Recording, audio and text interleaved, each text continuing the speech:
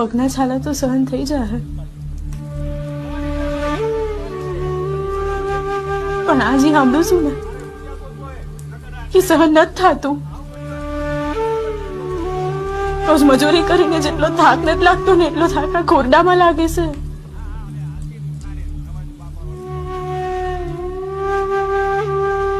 પણ કહું તો પણ કોને? કોઈ બેનપણી તો છે નહીં કે વાતો કરી હળવી થાવ.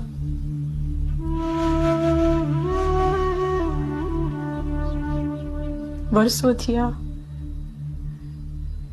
થયા એવી આસમાં બેઠી કે એક દી તો આ કાદવમાંથી કમળ ખીલશે.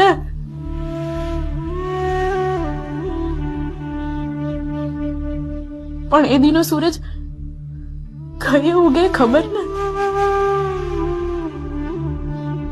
ઉગશે કે નહીં એ પણ ખબર નથી.